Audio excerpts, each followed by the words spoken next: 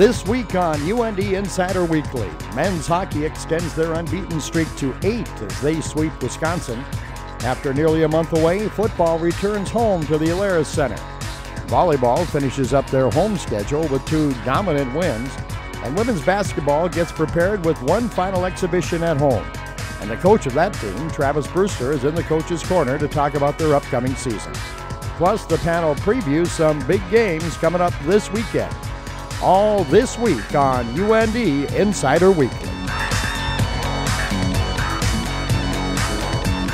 Welcome to UND Insider Weekly alongside Brad Schlossman and Tom Miller from the Grand Forks Herald, Paul Ralston from UND Athletics. I'm Tim Hennessy, and we're going to talk some UND sports that went down this past weekend, gentlemen, including men's hockey at Wisconsin, football at home against Weber State. You had a little basketball thrown in there on Sunday, women's basketball. You had some volleyball there on Thursday and Saturday. Let's start with Wisconsin, though. North Dakota goes in and sweeps the Badgers, winning 4-3 on Friday night and 5-1 on Saturday night. 8 games unbeaten. Better team UND was in Wisconsin. Brad, yeah, for sure. Both nights, I think Wisconsin's a young team. They're struggling a little bit to find some offense. They actually got some offense on Friday night and scored 3 goals, which matched their season total. But UND still comes out ahead, and they really dominated that game. And both games in the third period, they kind of took over and closed the door on the Badgers. I think a couple of things. One for sure was Zane McIntyre, who it didn't look like he had a tough time, but there were a couple stretches in there where he made some saves that kept, well, I think it kept them in a tie on Friday night and then maybe kept them from losing the lead on Saturday night. So he, despite not having a lot of chances, a few of the good ones, and he stood tall, I thought. Yeah, I think the one that everyone will remember is UND was leading 2-1 in the second period on Saturday, and it looked like Grant Bessie had a wide open net to bury it in, and I think you could see all the fans starting to stand up to celebrate, and out of nowhere his leg comes flying over there and kicks it out, and I couldn't believe he saved that one. It kept UND in the lead, and then UND was able to close that out in the third period, but a game-changing type save to be able to keep UND in the lead there. Thought we saw some maturation from Luke Johnson over there. I just think that all along he's been expected to score. I think he knows people expect him to score. I think he's accepting, and he will score, but I think he's accepting all the little things that go with it to make him a complete player, and he's doing a lot of those things a little bit better, and it's making him a better player. Well, we both know how the coaching staff likes guys that are reliable and the guys they don't have to worry about making bad turnovers, and you know, guys who can play minutes and eat them up, and that's Luke Johnson. I don't think you ever worry about him making a bad turnover or losing a battle on the wall or anything like that. He does a lot of things right. Wisconsin, who knows where they'll finish in the Big Ten, but we were talking about it a lot with Wisconsin writers and some of the radio and TV people about how their program takes a dip. Every program seems to take a dip except this one that we watch week in and week out at UND. They're just they're there every year, and it's something odd. And they were singing the praises, you know, Andy Baggett, and he was singing the praises of UND. He said it's the only program that's relevant every single year. They don't take a dip. I mean, the fans are a little spoiled. You think? Well, that's the most remarkable thing when you start putting all these stats together. I know the last year of the WCHA Final 5, I put together a stat, the most consecutive Final 5 appearances. UND was first with 11. The next team was 2. So I mean, it's just absurd. You know, it's just crazy the consistency that they've had. That they've won 20 games every year. They're the only team that's been in the NCAA tournament the last 10 years. Like Andy said, they're always in the mix, and once again, it appears like they're going to be in the mix this year. They play Miami this weekend in the NCHC series, and they'll be, well, obviously without Mark McMillan, and we don't know about Paul LeDoux at this point, but we've talked often about the 8 guys that they have back on the blue line, and now be an opportunity for somebody else to step into that role, and you have to, you know, it's thankful that you're as deep as you are there. And that'll be a huge key. You know, injuries always happen every year, and the fact that you can throw in Andrew Panzarella, Nick Matheson, and Keaton Thompson, whoever would normally be the odd guy out. I mean, a lot of teams, Keaton Thompson would probably be a top pair D-man on a lot of teams. You know, Nick Matheson too, and all of a sudden you have this guy as your 7th guy coming in. I mean, that's just a luxury of the coaching staff, and I think that's why they were able to, you know, not miss a beat on a Saturday night. Not a lot of teams can take out their one of their top forwards, top D-men, and win by 4 goals on the road in a place like the Kohl Center, and that speaks to the depth that this team has. We'll talk about the next series in a little bit, but first, these two guys were at the Alerus Center on Saturday when North Dakota played Weber State, and Weber State picked up their first win of the year. A situation fairly similar to North Dakota and the new coaching staff and everything going on there. What did you guys make out of that loss 24-12 to Weber State? Yeah, I think they've just reached a point where their offense has had so many injuries that it's not doing its share of the workload. I think the defense has done some nice things. I know Bubba was disappointed with the way Weber State came out in the second half, marched down the field, and really put that game 24-3 with the way UND is playing offenses. Even with Weber State's ability to let teams get back in games like they have to go to 0-9, that just seems like such an insurmountable total when the offense is down to a true freshman quarterback. He's limited options at wide receiver, and really Jared Garman is the only guy kind of pulling that workload offensively. So, offense is going to have to, 2 more games, find ways to be explosive, and that's going to be tough. Tom touched on the offense, and certainly that is challenging when you're talking about a young quarterback that doesn't necessarily have option 1 and option 2 or option 3 or 4 available that started the season basically in your top offensive spots. So that's the obvious. I think Coach Schweiger, talked about the defense after the game because, in one area earlier this year, they were doing pretty good about getting teams into 3rd and long situations and getting off the field in those situations.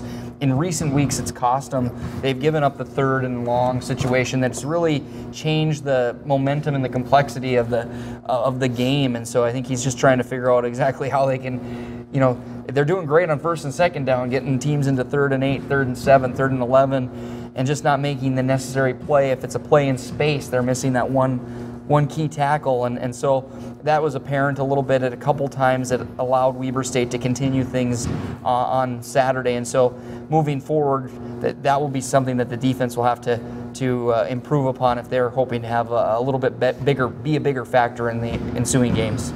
Well, how much of that plays into the fact that they're out there all the time? Yeah, when your offense isn't making some plays, the defense is forced out there a lot. But, I wouldn't say there were too many times where they were, looked like they were tired out there against Weber State. I think, a botched special teams play gives them 7. The quarterback play has put, Weber in some very favorable yardage situations. So defense might be kind of looked at to give them even more, but I wouldn't say they played that poorly against Weber. And I'll touch on one big positive here that we've seen late in the season. I know certain fans, have certainly had their opinions about Jared Garman, but you cannot, do anything but, basically compliment the guy with his work ethic and the way that he has put forth the effort at this critical time for UND when they need a player. It's been Jared Garman. Because he's not really a 20-carry-a-guy right. build. Yeah. He's kind of your change of pace, 3rd down curveball guy, but he's had to carry the load, and he's been extremely durable for a guy who's kind of known as a little scat back. Yep. Volleyball team makes it to the Big Sky tournament with a couple of wins. They beat Montana State on Thursday, Montana on Saturday, and that's one step. And Coach Pryor will say the next step is staying in the hotel room after the first day of that tournament. Right? I think so. And they've got matches coming up this week. But going back to the Montana State Montana matches, they did what they were supposed to do. They controlled those matches. Sometimes you wonder about what's going on for the final home matches. Is there too much emotion involved? How are we going to perform? A lot of times players are thinking, hey, I got to play really well so that I can get some of these seniors that maybe or other players that are leaving, get them on the floor for a match, and sometimes that doesn't work out very well. But I thought they handled their business, really quite well. And going to Saturday's match, for example, was just a great atmosphere. Almost 1,300 fans in attendance, saying goodbye to some players that have really, made their mark at UND as UND volleyball has kind of risen through the ranks. So pretty special night on Saturday night. And 11-0 or 11-1 at home, I believe they went through this season. So I mean, yeah, it's okay. And they're even spoiling fans. They're getting them out of there after about 3 sets. And fans get a little grumpy if they got to go 4 or 5. Coach Brewster is going to talk to us in a little bit, but the women's basketball team played a Sunday matchup with Minnesota Crookston. They were down at halftime, Paul. What's up with that? Well, I'll say that too. I'm not saying Evan Brew gets in here. I'll tell you this. First of all, credit to Minnesota Crookston. They played the type of game early for that whole half and for a good portion of the second, the way you have to in order to be in a game. They didn't turn the ball over. They didn't give North Dakota extra possessions. UND helped them by missing easy shots underneath the basket. They can get in a little tendency that time where it kind of carries through the lineup. If one starts missing an easy bunny shot underneath, the next player can miss that. Contagious. And then, yeah, a little contagious. And then free throws really were frustrating at times for this group. But to their credit, they persevered. And, you saw a lot of familiar faces. Also, Kelsey Knox returned to the lineup. I thought she was very positive for them. Maya Lloyd returned to the lineup. You could tell that she was just getting back into the swing of things. So I think it's just all positives moving forward. Well, coming up, they are looking to defend their conference crown as the basketball season gets set to get underway. And Coach Travis Brewster will join us in the Coach's Corner. That's coming up next.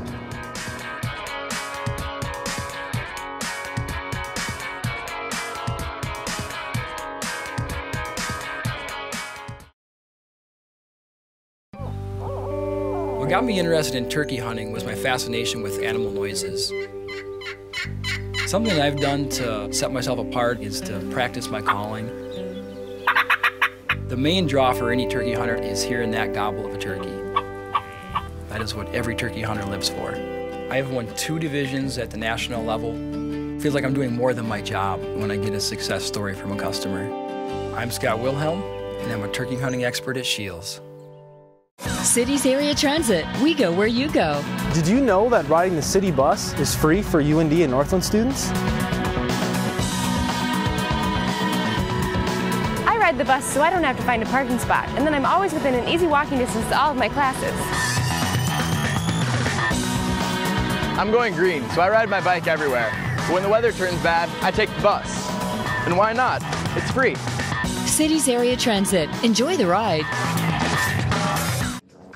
He called you out? How do you feel about it? Oh, I looked at 2013 stats instead of 2014. Trying to make a point.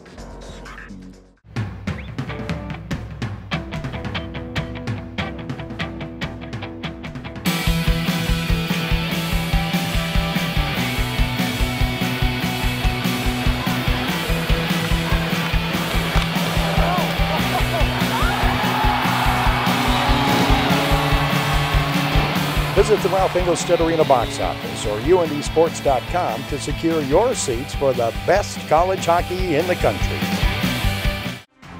We play to win, but it's bigger than winning. It's about authenticity, being true to yourself, genuine dreams and a country big enough to fit them, values and hard work, giving your best and giving back. Working together, building a tradition bigger than any one of us, and showing the world every day who we are and how we play. We're Big Sky. We are the heart of the American West. UND Insider Weekly is sponsored by Shields and Grand Forks Cities Area Transit.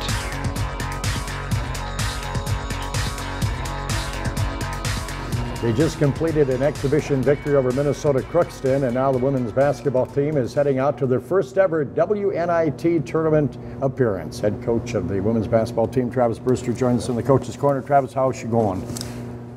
It's going better. Jacked for that Colorado situation? Yep, I'm grateful we got a little bit of time here to work on some stuff. Obviously, yesterday's game showed that we had to get after it a little bit defensively here this week in practice. You were down at halftime, much to the chagrin of many of your fans. And the head coach, I'm guessing, too, huh? What was going on? I thought we came out, we took them a little lightly. I thought it was going to be another repeat performance like playing against Bemidji State. You can't take these games lightly at all. If you look at our last year exhibition games even, we didn't play particularly through the roof in those games either. I thought we came out, we just didn't have the intensity right away that we needed on the defensive end to get that pop going, so to speak. You look at what's laying ahead here for you. Colorado is obviously your first game, and that's in the WNIT. I think you could end up playing like 5 or 6 games in a stretch of 7-8 days, basically. And the reality of it is, this is about your only last chance to practice. You're not going to get very many practices in during that sequence. So it really, your preparation all is basically in the next few days. Oh yeah, and I think the players are excited about it, most likely. For sure for them. You know, for me, I like practice, but when you get a chance to play games against other people, you get a chance to travel, that's going to be exciting. You know, playing that many games, you know, that is a possibility, but we have to perform at the right level or else, you know, that won't happen. Whoa, you like practice better than games? Well, I like to see us improve in practice and then put the result out on the floor in front of everybody. Just looking at box scores now, you guys are out rebounding people a lot like last year so far. Is one of the areas you can improve some outside scoring? Absolutely, we can improve on our outside scoring, and the other place we can improve is the free throw line. You know, if you look at three-point percentages, though, right now throughout the NCAA, those percentage numbers are dropping. People aren't shooting as well from the three-point line. You know, I think for us, the big thing is we have to move the basketball. We have a 6'6" player in Emily Evers. We need to pound the ball inside to her. And then we have to do a good job of kicking the ball back outside and knocking down shots. It'll come. You know, it'll come with time. We haven't had a lot of preparation in that. Obviously, playing against teams that scheme against us and things. So, you know, playing against Crookston last night was a good opportunity for us. Could probably be a 20-minute answer, but what do you attribute the lower three-point percentages around the country to? Well, I think some of it has to do with the defense that's being played now. I think the other part, too, is actually practicing that shot. You know, a lot of people come into the gym, they shoot a lot of shots, and, you know, you stand behind the three-point line. It's not game-like. You know, you don't got somebody flying at you. You're not shooting on tired legs. You got to be able to practice that and get yourself ready to knock down those shots. You know, I think the other part, too, is you're dealing with bigger athletes now and they're faster athletes. Is Emily Evers ready for a larger role? She has to be, you know, and that's something we've talked about in the postseason last year and preseason this year. She's working hard at it, but you know, everybody talks about Maddie Buck and where she was last year. She didn't arrive to that at the beginning of the season. It was still a work in progress at this time of the year for her, and I think it's always for all our seniors. They're always a work in progress, getting better throughout the season. That's what we preach, to constantly get better. When you look at Emily and what she's accomplished so far, it's nice to see. She kind of picked up where she left off, but she's got some room to improve yet, and she's been working hard at it. Well, go call a practice somewhere and enjoy yourself. Yes. Thanks for being with us today. Appreciate it. Coach Travis Brewster of the UND women's basketball team. And after the break, there's a number of pivotal matchups coming up this weekend, and the panel will talk about those next.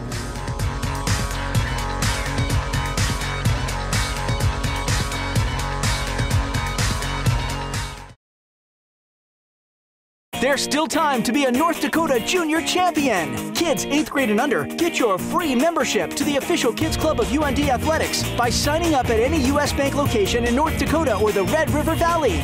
Membership includes a t-shirt, free admission to every women's hockey home game, every men's and women's basketball home game, and discounts to select men's hockey games. Sign up for free at any U.S. Bank location in North Dakota or the Red River Valley and be a North Dakota Junior Champion.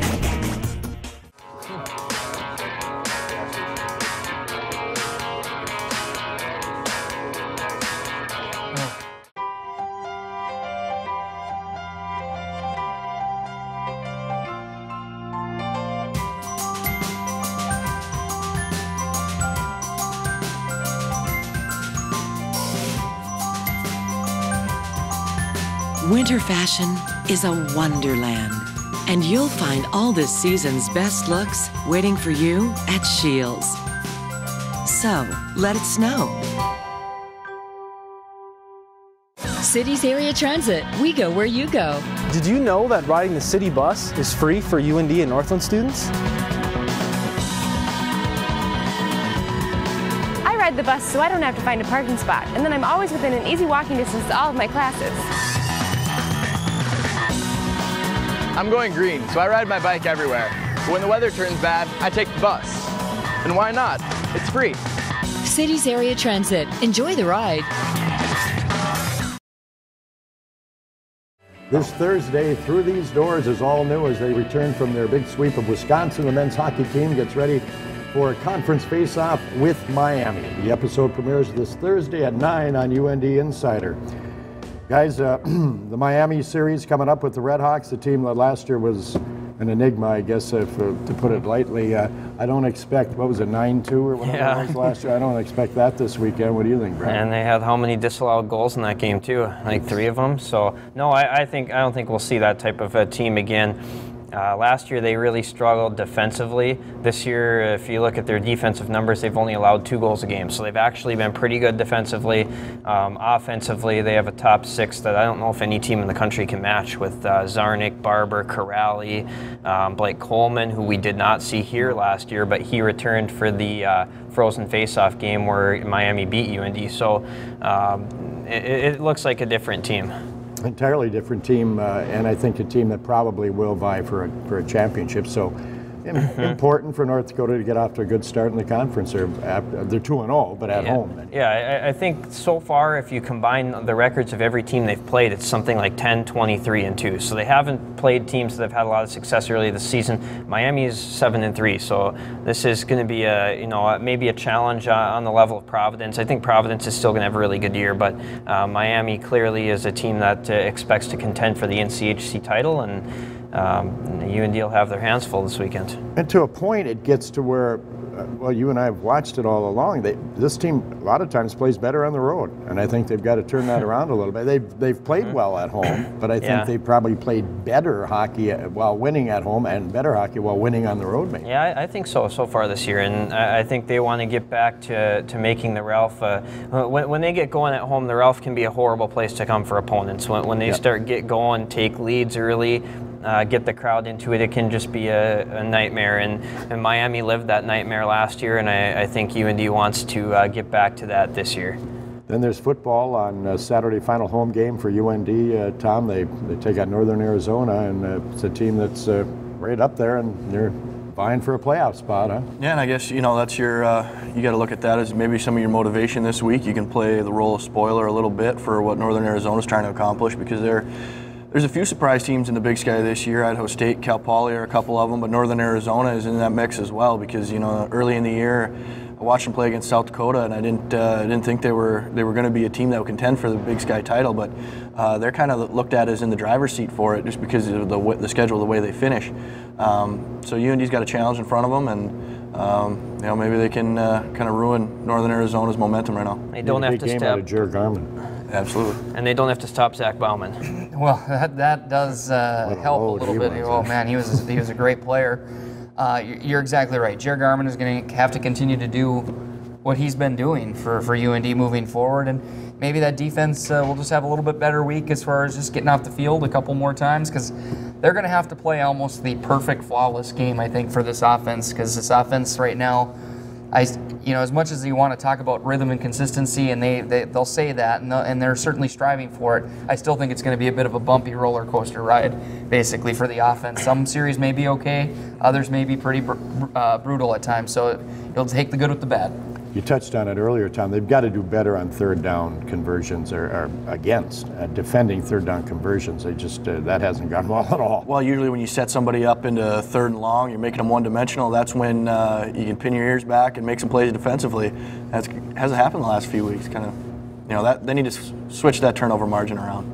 The volleyball team closes out their regular season before the conference tournament. Paul, how important is that for them to go out and play well on the road? I think it's critical this week from the standpoint of they're really trying to, I think, stay out of Idaho State's side of the bracket as long as possible. And so I think they really need to go and try find 2 wins on the road. It's going to be very difficult.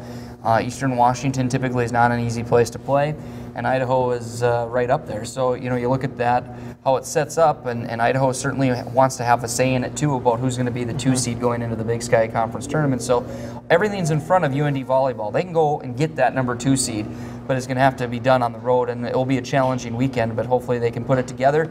And as Coach Pryor has alluded to time and time again, they want to be playing their best volleyball in November. So far they are. Hopefully they can keep it going. All right, still to come. There's a lot going on this upcoming weekend, and the panel will talk about what we're looking forward to when we come back.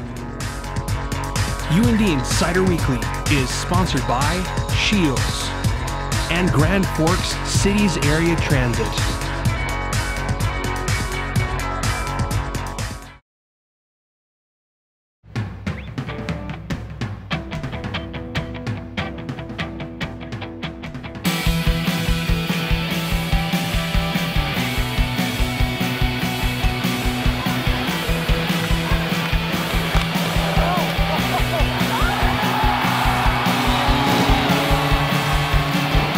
Visit the Ralph Engelstad Arena box office or UNDsports.com to secure your seats for the best college hockey in the country.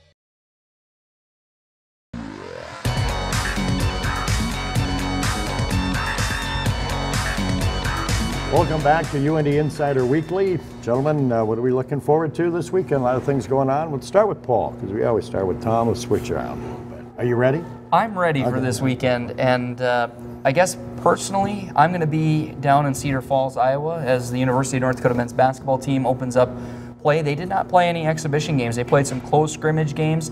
And so I'm really excited to kind of see this new era of UND basketball. We've gotten so used to seeing the likes of Aaron Anderson, Jamal Webb, Josh Schuler, Troy Huff, and others contribute to the success in recent years to UND basketball. It's a whole new world now, and it might take a little while, and it's up against a team that should be very good in the Missouri Valley in northern Iowa, who's coached by former standout UND's very own Ben Jacobson.